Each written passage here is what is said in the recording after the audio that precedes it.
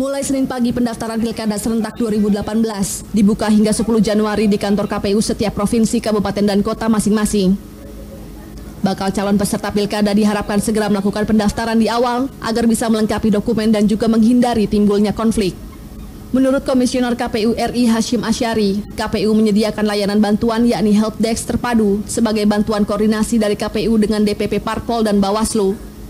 Jika terjadi masalah di masa pendaftaran, dapat mengadu ke helpdesk terpadu yang dibuka setiap hari selama 24 jam tak terkecuali tanggal merah. Begini ya, karena jadwal pendaftaran itu adalah tanggal 8 sampai 10 Januari 2018, maka kami berharap dimanfaatkan semaksimal mungkin waktu pendaftaran ini, dan kami juga berharap supaya jadwal waktu yang digunakan bukan jadwal waktu yang terakhir ya, sebisa mungkin 1-2 hari inilah. Sementara itu, setiap bakal calon yang hendak mendaftar harus melengkapi dokumen, diantaranya surat pencalonan dan surat pernyataan dukungan dari partai politik. Syarat calon itu syarat yang melekat atau yang harus dipenuhi oleh masing-masing calon, misalkan warga negara, umur, pendidikannya apa, harus membuat riwayat hidup, daftar riwayat hidup, apakah yang bersangkutan pernah dihukum pidana atau enggak. Kalau misalkan pernah, maka kemudian harus menunjukkan bahwa yang bersangkutan sudah bebas dan sudah menjalani hukumannya itu, dan kemudian membuat pernyataan bahwa yang bersangkutan pernah dipidana, dan juga membuat pengumuman publikasi kepada masyarakat bahwa yang bersangkutan pernah dipidana. Itu beberapa hal yang berkaitan dengan syarat calon. Pilkada serentak 2018 akan digelar serentak di 171 daerah, yakni 17 provinsi, 115 kabupaten, dan 39 kota. Informasi mengenai Pilkada serentak 2018 mulai pencalonan hingga hari pencoblosan pada 27 Juni 2018 dapat dilihat di website resmi KPU RI, yakni infopemilu.kpu.go.id. Priscilla Puspa, Bayu Pamungkas, JAK TV. Ya, pemirsa, Pilkada 2018 ini serentak sudah di depan mata, dan saat ini sudah bersama kami di studio para bakal calon wakil gubernur, dan sudah bersama saya Bapak Syar Sitorus, ini bakal calon wakil gubernur dari Sumatera Utara. Selamat malam, selamat datang di JAK TV. Dan juga Bapak Ahmad Saiku, ini bakal calon wakil gubernur dari Jawa Barat. Selamat malam, selamat datang di JAK TV. Dan ada juga Bapak UU Rusanul Ulum, ini bakal calon wakil gubernur Jawa Barat. Selamat malam. Selamat malam, selamat datang di JAK TV. Kita akan membahas ini seputar tentang visi membangun pemerintahan yang bersih. Ini kalau menurut Bapak-Bapak sekalian, mungkin dari Pak Syihar dulu, ini seperti apa sih visi pemerintahan yang bersih nantinya kalau terpilih begitu? Ya, pemerintahan ini kan dalam mengelola pemerintah ini kita melibatkan tiga pilar ya, yaitu pemerintah itu sendiri, kemudian private dari sisi swasta, dan kemudian society, masyarakat umum. Jadi ketika kita bicara bersih, ketiga-tiganya ini harus terjadi sinergitas, tidak timpang, sehingga program-program pemerintah provinsi itu bisa dijalankan dan bisa diterima oleh swasta, dan juga masyarakat juga bisa mengkontrol kebijakan yang dilakukan oleh pemerintah pusat dan perilaku daripada swasta dalam melakukan kegiatan usahanya. Jadi untuk bersih itu membutuhkan ketiga elemen ini bekerja sama dengan baik. Baik, kalau Pak Ahmad sendiri melihatnya visi yang bersih itu seperti apa, Pak? Iya, jadi memang visi pemerintahan yang bersih ini adalah sebuah amanah ya.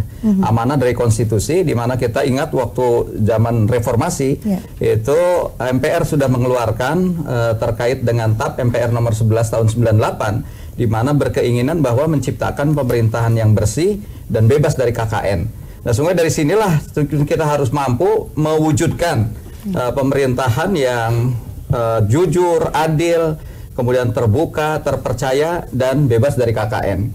Jadi sekali lagi pemerintahan bersih ini ada sebuah amanah konstitusi yang memang harus dilaksanakan oleh kita. Ya. Kalau Pak U sendiri nih seperti apa nih? Ya, terima kasih. Pemerintahan bersih adalah merupakan cita-cita dari seluruh pemimpin, baik dari tingkat desa, tingkat kecamatan, kabupaten, provinsi, sampai tingkat pusat. Jadi bukan hanya di level provinsi saja. Baik. Yang dimaksud dengan pemerintahan yang bersih ada beberapa indikator. Yang pertama, bersih dari segala sesuatu yang berbau uang. Misalnya keputusan-keputusan pemerintah tidak boleh dengan menggunakan uang. Diputuskan A, diputuskan B, itu harus murni kepentingan masyarakat, bukan dengan dasar uang yang memberikan keputusan tersebut.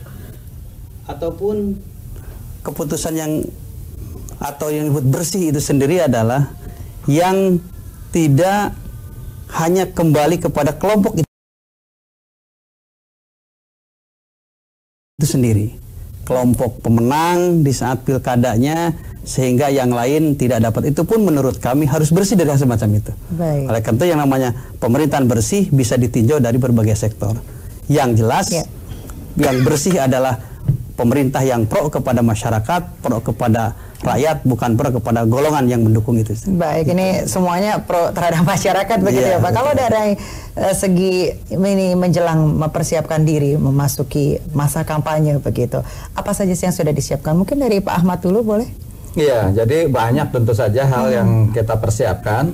Pertama adalah kaitan bagaimana persiapan pada kandidat sendiri. Jawa Barat ini 27 kota kabupaten. Jadi kesiapan kandidat dari sisi fisik, dari sisi kesiapan untuk bisa berkeliling menemui konstituen di 27 kota kabupaten, dan juga yang juga perlu dipersiapkan adalah bagaimana kesiapan dari sisi tim pemenangan. Ada tim pemenangan yang efektif dari partai pengusung dan pendukung.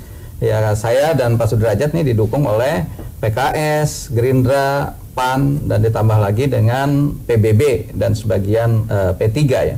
Jadi ini yang kita terus upayakan agar mesin partai ini bisa bergerak dengan baik, sehingga ya mudah-mudahan nanti kita bisa mengejar lah popularitas Pak UU itu, insya Allah lah. Nah, kemudian yang masih rendah popularitas yang lain yang lebih ini. Dan tentu berikutnya juga tentu kita ingin bahwa di luar mesin partai ini banyak tentu tim yang ingin mensukseskan. Itulah para relawan-relawan yang mungkin kita gabung dan kita koordinir. Kemudian ini kita berikan arahan-arahan sehingga efektif pola kerjanya di dalam pemenangan pasangan Sudrajat Syaihu ini. Baik, kalau kita nyebrang dulu ke Sumatera nih, Sumatera Utara sendiri, bagaimana nih Pak Sihar persiapannya sejauh ini memasuki masa kampanye? Ya, sehubungan dengan pertanyaan pertama, membentuk pemerintahan yang bersih, pasangan Jos Jarod Sihar mengusung semua urusan mudah dan transparan. Nah, kenapa mudah dan transparan? Ini kami harus sosialisasikan kepada masyarakat bahwa yang kita kejar itu adalah pengembangan ekonomi, pengembangan lingkungan, pengambilan keputusan dalam pemerintahan maupun society, dan juga pembangunan manusia. Nah, dengan demikian kami melakukan dengar aspirasi, belusukan, menemui masyarakat nelayan, menemui masyarakat pertanian, perdagangan, pengusaha lokal, pengusaha besar. Jadi dari situ kita bisa melihat apakah ada ketimpangan. Karena ada ketimpangan di antara ketiga elemen tadi, itu menunjukkan ada sesuatu yang belum bersih-bersih amat gitu. Jadi kita perlu sedikit belum bersih-bersih amat begitu ya Pak ya. Ya, begitu.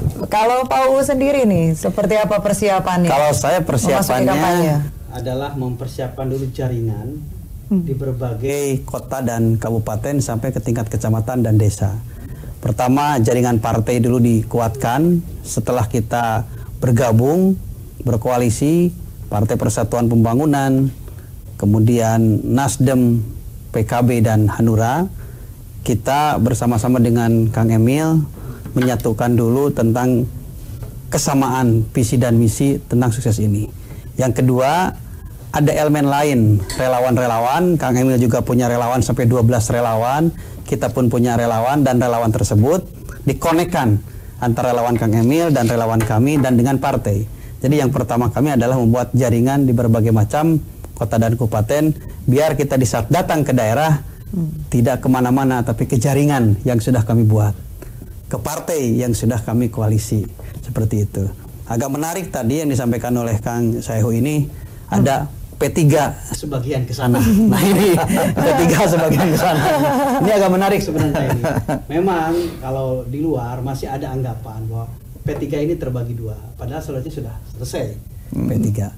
Dengan pemilu yang kemarin aja yang 2017 kita mengusung dari partai yang dipimpin oleh Pak Romi Romahur Muji. Jadi sudah tidak ada lagi kepemimpinan dua di P3, hanya satu yang dipimpin. Baik, Bapak-Bapak, kami harus jeda sejenak, nanti akan dilanjutkan usai jeda. Pemirsa, jangan kemana-mana, tetap bersama kami.